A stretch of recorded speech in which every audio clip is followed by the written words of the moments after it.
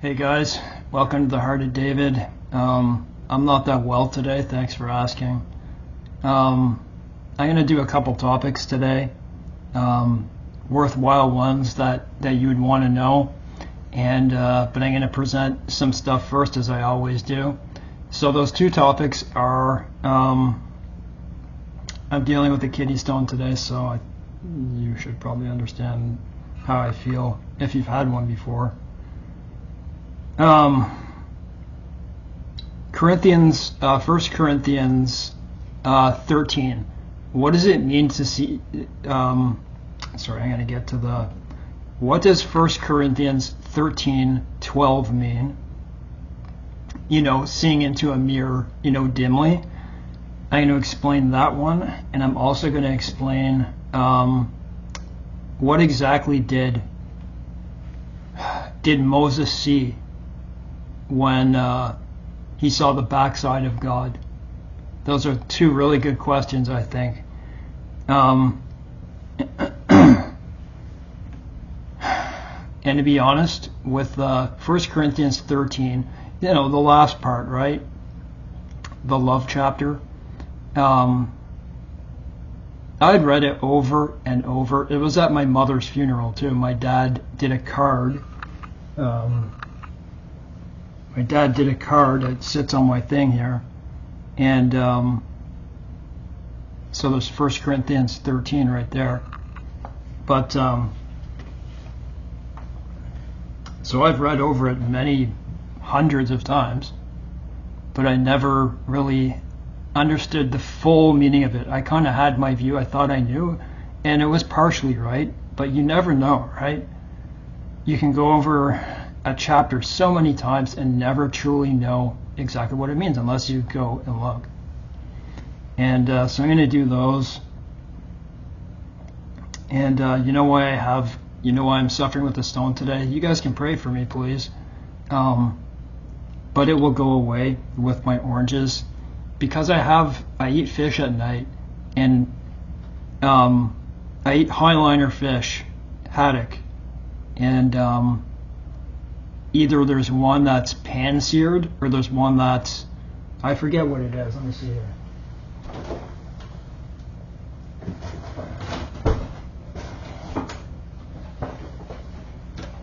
So the difference between me getting a kidney stone and not, to really suffer, at least, it may not even be a kidney stone, but it's the same thing. It's kidney colic. Is like eating highliner. This is battered, but this is the exact same thing. This is highliner, haddock, pan-seared, and I knew it ahead of time. Sometimes it doesn't, but about half the time it does. It tastes so good that I just said I just wanted to anyways. But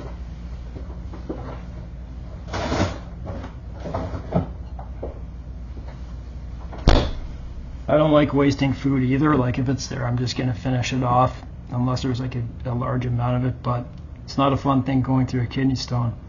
You feel irritable and agitated, and it's hard to, you feel like you know that you probably look pale. But pain and all those things, people always say look normal, doesn't mean anything. All right. So before I get to those two good topics, I wanted to address something that I already did. By the way, in that last video I did there, my edited video of Muhammad being bewitched, I'm not trying to come down on individual people who believe in Islam. I'm not trying to target people. I'd rather them be saved. And like I said, you pray for one of them. Listen to this, okay? Think of your own salvation, how important that is to you, right? That's a pretty important thing. Imagine that all it takes, yikes, all it takes is a single prayer from you and I to somebody. Like I said, you could say to God, like say I'm talking in my mind, you're praying, you're just talking to God. And you say the Lord's Prayer after. Either one is praying. Please save a righteous doing couple, like a man and woman. I'll say like, please Lord, please show the light to a young married Muslim man and woman so they can believe. Listen, our prayers are not empty, okay? They don't just build up and then God opens up his mailbox. That's not the way it is. He knows them immediately. So that could mean the difference for salvation for somebody in there. Remember, there's 2 billion of them. So what I was trying to point out in that video was the obvious. Okay, go watch my last video. I'll hook it up into this. A prophet from God cannot be bewitched, possessed. And what I was saying was, why would 2,000 years or say 1,500 years or so, from, let's just say, from Noah to Abraham to Moses to Jesus, why would all these prophets, David, Ezekiel, Elijah, all these prophets, they're all good people. They're all good people. And if they kill anybody, they do it righteously, like Elijah on the hill. They were coming after him. Remember, Jezebel was after him? And then, so all these prophets were prophesying about Jesus Christ. And also about like Babylon and other stuff. But it was about Jesus. Then Jesus came. He fulfilled that stuff. The covenants weren't fulfilled. And by the way, Ishmael, as it says in the Quran, he wasn't blessed the same way. They were blessed, but there wasn't covenant made with them. Remember, Paul says, and it says, you can read back in the Old Testament, it doesn't say 2 seeds, plural. It says 2 seed, which was Isaac. That's why it's just important for them to pray for them and hope they come to Christ. They're not saved the same way Jews are. When the Lord, like in Zechariah, will look upon the house of David and Judah. Just give me a sec here, guys. I gotta take a little break. It's really tough to stay in this position.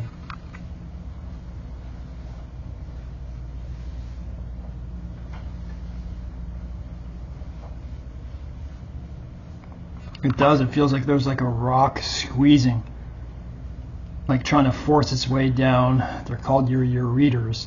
It's just like a little wire-like thing. Just like picture just a thin wire, and then picture.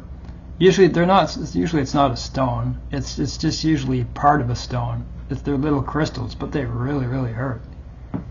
So. So Jesus came and he fulfilled those things that were said about him. So why would they do that for 1,500 years and all of a sudden switch up to Muhammad, to an immoral person, death, destruction, conquering, marrying a young girl? Yes, I understood people married, young back then, but not like that. And you can't be possessed. You have to read that story for yourself. Listen, that's just not it. So I'll hook that up so you can read that. I wanted to say this. We're waiting for so much stuff to go down, right? And you and I are just waiting. That's it. It's easy to get caught up if you watch, videos and stuff like that. And if you're like me and you're mostly housebound because of like pain or whatever, you listen to a lot of stuff to keep yourself busy while you're doing things and stuff, but you hear a lot of stuff. I want you to know this, that I love you. No, I want you to know that what happened ever since, you know what, okay? You know what, 2020, ever since then, and ever since you know who took office, it really matters who took office. The U.S. dictates pretty much what's going to happen with the rest of the world. You know that. And when the person who just bowed out of the next race, I'll just say Biden, he did a lot of destruction. They gaslighted us a lot.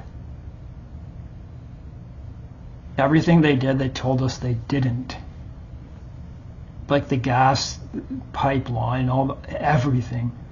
Natural resources, no longer dependent. You're more dependent on the other countries for resources.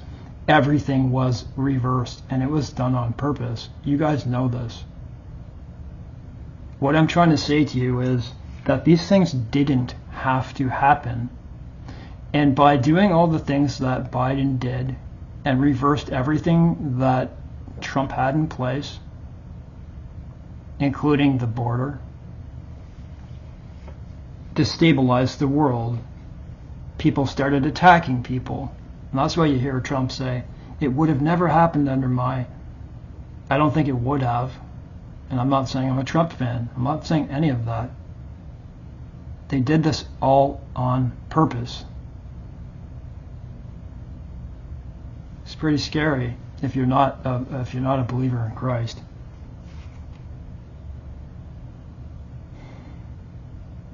You know what they do? They make so many things happen at once to knock you off your bearings and to demoralize. That's what they're trying to do. So listen. This is what they're doing, and it's eventually going to end up at a one world monetary system. They want a reset, okay? They want a global reset. Like World War II, they got to reset their whole system. They want to do that again because they're in debt. $34 trillion. You understand what I'm saying here? It's all done on purpose. Everything you see, whenever you see a new who was I watching? People who don't even believe in Christ. I was watching John Williams, he's like an economic guy, and these people even know this.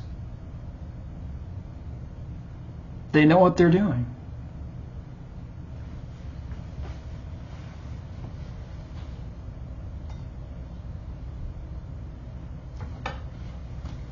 What are we talking about here?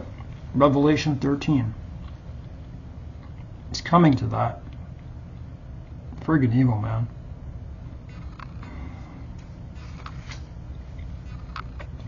So every time, like before, yikes, I just got one of those massive adrenaline rush things. AFib, I forget the name of it again. Anyways,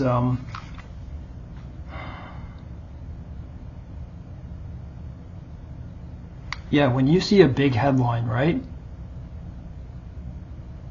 There seems to be a big headline every single day. And this is what John Williams was saying. This is what I meant. As a non-believer, okay? He's smart enough to say that in, say, 2018.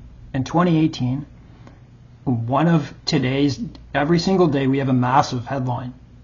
Whether you realize it or not. If you don't realize it, you're desensitized. Do you get that? You're in the pot. The boiling pot with the frog. Before that, one of these news stories, and I've said this before, it would make the rounds for at least a few months, if not half a year. Let's just say massive fires, right? That would make it for at least 6 months. If say 500,000 acres burned,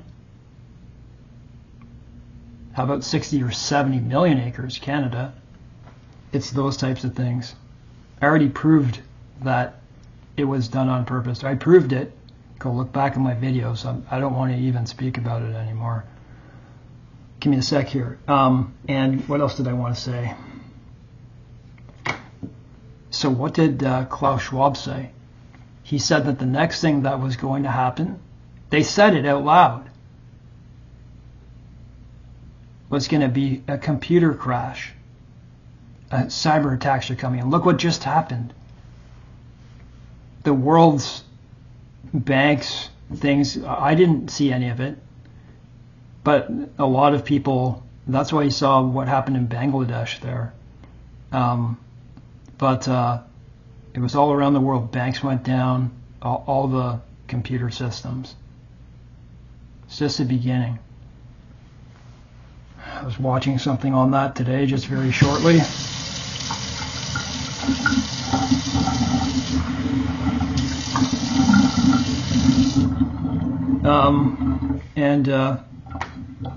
So every time you see a new headline, just realize this, that it's on purpose. It's to demoralize you. That's what it is. I wouldn't be surprised if this was taken down. If it's taken down, then that's fine. I'm going to pace again, guys. I'm going to say, actually, you know what? I'm going to say this first. There are some good YouTubers out there that are really wise or really good at speaking, like for long periods of time. And I love listening to a lot of people. But I realize that they don't understand some stuff. And one thing that is commonly repeated is generational curses. Generational curses were in the law. They were for the Jews. They were not for you and me. To the third and fourth generation. That's not for us. What they get wrong about it, so Gentiles, is that we may come from a bad family of generations of, not so good people, and they mix that and they say that's generational curses, and we're breaking out of that. That's not a curse from God. That's just the way it is. That was for the Jews, and I can prove it with one simple verse from Paul. There is no condemnation in Jesus Christ. It means you can't be possessed. You can't be anything but God's. We're in God's hands as a true believer. So I'm going to get to these things now.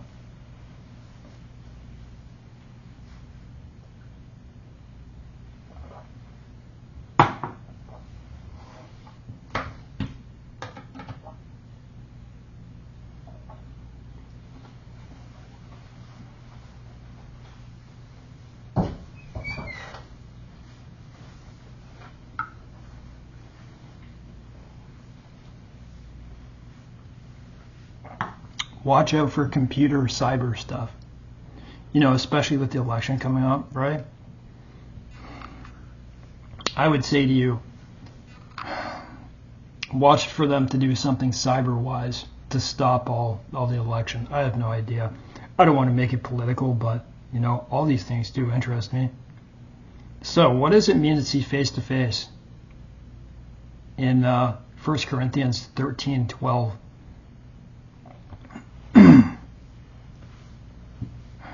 1 Corinthians is one of the most famous passages in the New Testament. This has got questions. It's often referred to as the love chapter because it illustrates a biblical understanding of love. It's in this chapter that Paul speaks of a time when we shall see face to face. Let me see here. For now we see in a mirror dimly.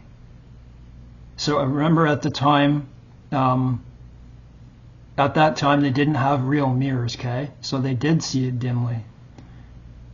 But then face to face. Now I know in part, then I shall know fully, even as I have been fully known. So that can be very confusing, and especially if you can't say that quickly enough. In 1 Corinthians 13:1-3, Paul argues that love surpasses all spiritual gifts. Even the spiritual gift is worthless without love. In 1 Corinthians 13:4-7, Paul describes the characteristics of love. These characteristics empathize emphasize the importance of putting the interests of others above our own. In 1 Corinthians 13:8-12, Paul speaks to the temporary nature of spiritual gifts and the hope that Christians have for a full, complete, and intimate knowledge of God in the future. This section reminds us that spiritual gifts such as speaking in tongues, which is just languages, by the way, and prophesying, to me, okay, listen, this was written in a time where they had gifts that we no longer have. Like tongues is just languages, by the way. Prophesying, I think it's just, I get just, I'm like all over my words, man. It's my abdomen, I'm telling you. Let's just read on with this. That's another whole video. Are not eternal. Love, however, is eternal and will never fail. Therefore, love is what truly matters. That's a whole nother video. This section also speaks to the limitations of human understanding. Because of sin and human finitude, we can only know and prophesy in part. Currently, we cannot understand God's ways. God's ways are not our ways, right? Nor can we fathom the depths of his love. But when Christ returns, sin will disappear and we will finally see face to face. We will be like him. We'll be like Jesus. Can you imagine? Zero corruption of anything. All love. Like the expression face to face appears in 1 Corinthians 13:12. The full verse reads, "For now we see only a reflection as in a mirror." So we only see partly right now, right? Then we shall see face to face. But I know in part, then I shall know fully, even as I am fully known. The event described in this verse is often referred to the beatific vision, to see God as he is, promised to Christians when Christ returns. See, I didn't know this. We know that when Christ appears, we shall be like him, for we shall see him as he is. 1 John 3:2. In our present state, however, we only have an indirect and imperfect knowledge of God's infinite wisdom, glory, and love. Thus, we cannot see God as he is. So right now, you and I see dimly. Paul compares our present knowledge of divine things to a dark reflection in a mirror. In New Testament times, a mirror was formed from polished metal, which could only reflect a dim and imperfect image. Yet Paul promises that God will exchange our dim images for a face-to-face encounter with himself. On that glorious day, the light of God will shine upon us, and we shall be free from all darkness, imperfection, and error. We will know him fully, even as we are fully known by him. Paul didn't really explain that verse. I believe he should have. This mutual recognition and understanding is the epitome of a deeply intimate relationship. I got to pace, guys. Give me a sec. It's brutal.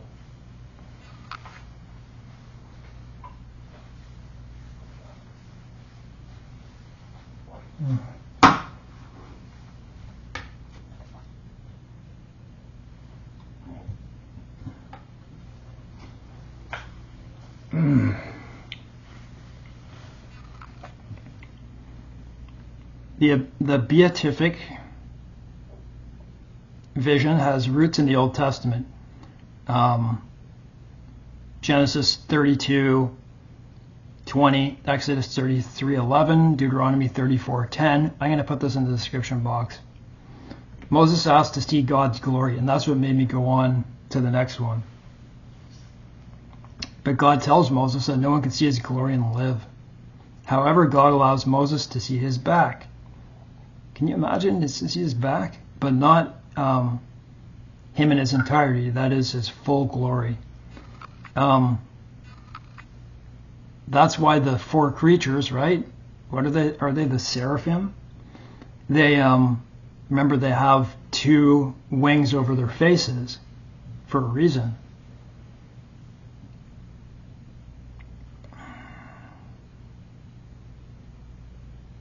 In Matthew 5:8, Jesus promises that the pure in heart will see God.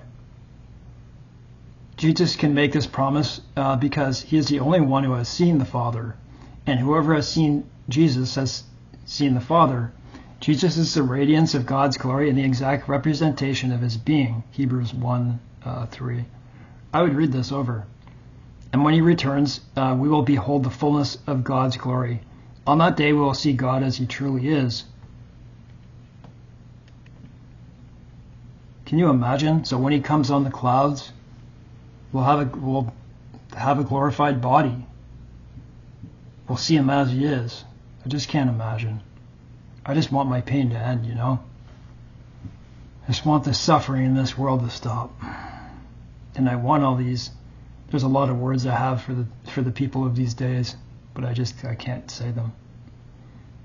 This hope for a face to people who are just, you know, as what is it, 2 Timothy, right? It gives a big list of the way people are today, and it's exact. You know, disobedient, backbiters, all the things that you don't want. It's incredible. Do you know how it's happening too? It's happening from the internet. The internet is the reason. Is the reason. Social media is the reason. Started in 2010. It's been 14 years and the world is already at each other's throats. Ready, it's just ready to go. Didn't take long. Less than 20 years. This hope for a face-to-face encounter with God gives Christians peace and comfort, even in difficult circumstances. When this life comes to an end, we will see and be seen by the one, big O, who loved us enough to die for us. John 3:16 and Romans 5:8. Give me a second, guys. I'm going to move on to the second one here.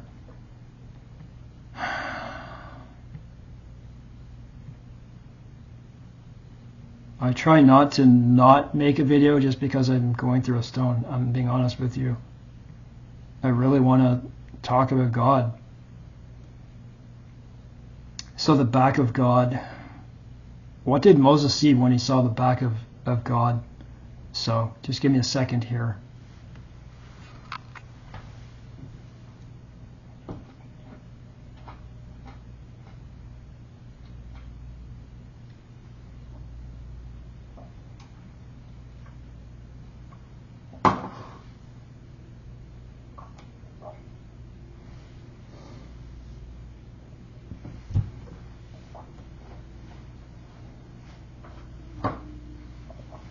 There's nothing been more effective than oranges.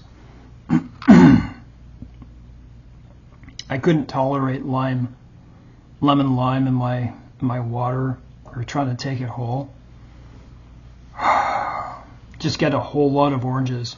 Eat like 3 big oranges a day. It really helps kidney stones. It does. It's my fault for wanting to eat those fish. They're really good. I have a very limited diet.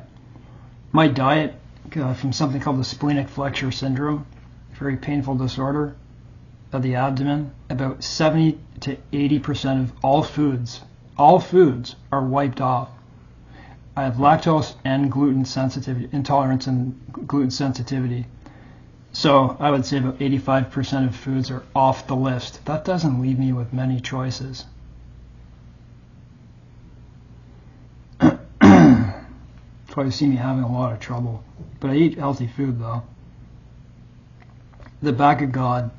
God is present throughout the events of the Exodus, but theophanies represent events of intensive presence that underline the principle that he is always present with his people and that he's faithful to his word and his covenant. After the incident with the golden calf in Exodus 32, Israel's future appears to be in doubt. Moses requests that God show him his glory. Let's read this. Moses said to the Lord, so this is Exodus 32, verse 12 to 18. Moses said to the Lord, see, you say to me, bring up this people, but you haven't let me know whom you will send with me. Yet you have said, I know you by name, and you have also found favor in my sight. Now therefore, if I have found favor in your sight, this is Moses saying, please show me your ways, that I may know you, in order to find favor in your sight. Like, wow, eh? Consider too that this nation is your people. And he said, my presence will go with you, and I will give you rest. And he said to him, if your presence will not go with me, don't bring us up from here. That's what Moses said. For how shall it be known that I have found favor in your sight, I and your people? Is it not in your going with us, so that we are distinct, I and your people, from every other people on the face of the earth? And the Lord said to Moses, this very thing that you have spoken I will do, for you have found favor in my sight, and I know you by name. Moses said, please show me your glory. Wow. You know, those are the things that just kind of take you back. This is like one of the biggest moments in the Old Testament, wouldn't you say? One of them. He's the only one that got to see that. You know, the other prophets got to see, you know, they got to see the throne, right? So I don't know exactly what they got to see, but I don't think they didn't get to see it in the same way that Moses saw, because they would have died, right? And here's the difference, and I've said this in another video, that they're having visions. Most of the prophets are having visions. Moses wasn't. Moses, this was straight up talking back and forth. And it says they talked as friends face to face. Can you imagine that? That's just insane.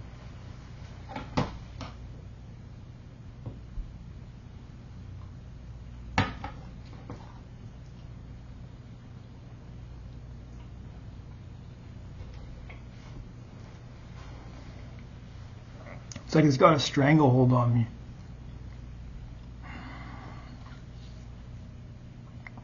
Let me see here.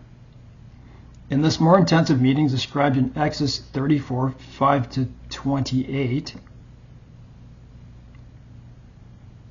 it's a lot to read here. The Lord descended in the cloud and stood with him there and proclaimed the name of the Lord. The Lord passed before him and proclaimed, the Lord, a God merciful and gracious, slow to anger and abounding in steadfast love and faithfulness, keeping steadfast love for thousands, forgiving iniquity and transgression and sin, but who will by no means clear the guilty, visiting the iniquity of the fathers on the children and the children's children to the third and fourth generation. What a coincidence, eh? That I just... that's the Jews. And Moses quickly bowed his head toward the earth and worshipped. And he said, if I have now found favor in your sight, O Lord, please let the Lord go in the midst of us, for they are a stiff-necked people, and pardon our iniquity and our sin, and take us for your inheritance. And he said, behold, I am making a covenant. Before all your people I will do marvels such as, I don't know if it just keeps going on here, having created in all the earth or in any nation, and all the people among you, among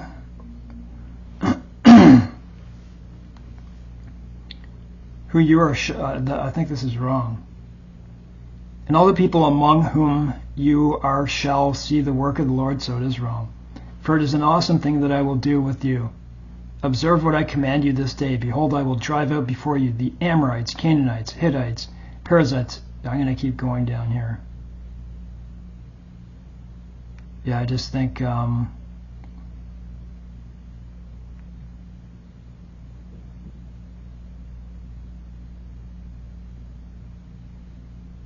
Ten Commandments. So, the Lord descended in the cloud and stood with him there and proclaimed the name of the Lord.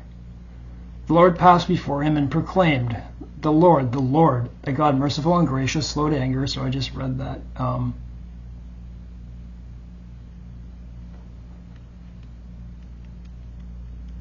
Let me see here.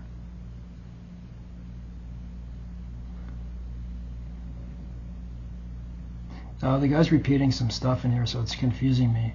As is usual with theophany, the visual phenomenon reinforces the significance of God's speech. The divine appearance reveals the character of God, and so does the heart of God's speech. God proclaimed the name of the Lord. Before the theophany takes place, God also indicates its limitation. And he said, I will make all my goodness pass before you, and I will proclaim before you my name, the Lord. And I'll be gracious to whom I'll be gracious, right? And show mercy on whom I will show mercy. But he said, you cannot see my face, for man shall not see me and live. And the Lord said, behold, there is a place by me where you shall stand on the rock. And while my glory passes, I will put you. While my glory passes, I will put you in the cleft of the rock. I will cover you with my hand until I have passed by. Then I will take away my hand, and you shall see my back, but my face shall not be seen. Exodus 33:19-23. Wow, that means we really are in the image of God. God is an actual shape. What did Moses actually see? Did he see a man-like appearance, or is the language about my back a metaphor? Of course not. This is what people tear up in the Bible, isn't it?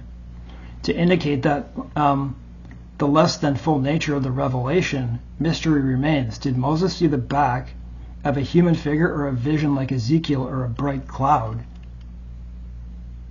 Theophanies represent events of intensive presence that underline the principle that he is always present with his people, theophanies, and that he is faithful to his word and his covenant. Guys, I gotta pace here again. This is very interesting, though, to read it over again.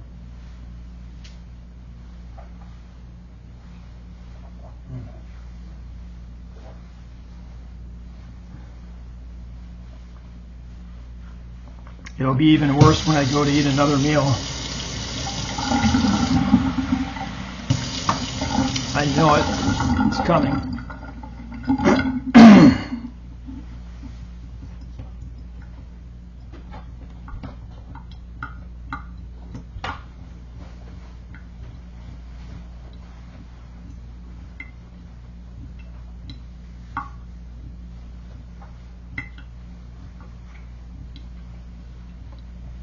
That's all it takes. Eating the wrong thing, that's all it takes.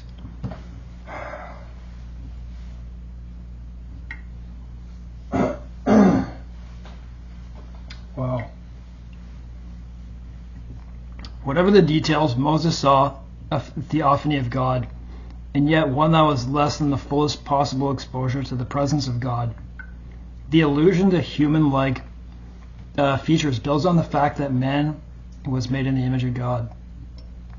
And of course, along with all theophanies, this one also foreshadows the appearance of God in Christ, who has a permanent and climactic theophany. In him and through his atonement, we can see God's face and not die. After this climactic experience with God, Moses' face shone. When Moses' face came down from Mount Sinai with the tablets of the testimony in his hand, he came down from the mountain. Moses didn't know that the skin of his face shone because he had been talking with God. Aaron and all the people of Israel saw Moses, and behold, the skin of his face shone, and they were afraid to come near him. An appearance of God may include brightness. The striking thing about Moses is that now the brightness of God's appearance is reflected in Moses himself, who has seen God. This radiance from Moses anticipates the climax in Christ. Christ is a radiance of the glory of God. In a manner similar to Moses' reflection of the glory of God, Christians who have communion with Christ are transformed so as to reflect the glory of Christ.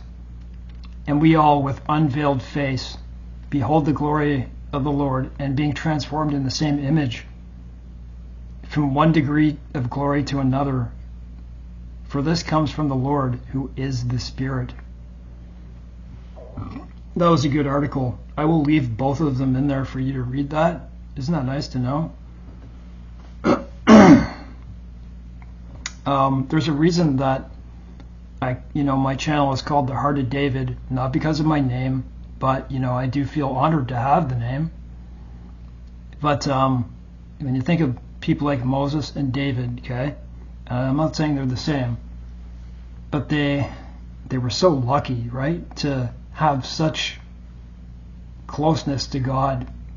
And with David, the reason it's David is he's the only person in all the Bible who God says that he's a man after my own heart. That says a lot about the way David was. Sounds like a very fair person. That's why I like him. That's why I call him my channel. And I also don't believe the stuff about David where it says that, you know, he did anything to a woman. I don't think it was that way. And, you know, like back then kings were able to have their way. It wasn't, let me put it this way, it wasn't rape. If it was, God would have, you just read the law, what happens when someone rapes somebody. That's not what happened. Anyways, guys, I'm just going to cut it here. Hope you have a good day. And I'm going to eat a whole lot of oranges. God bless.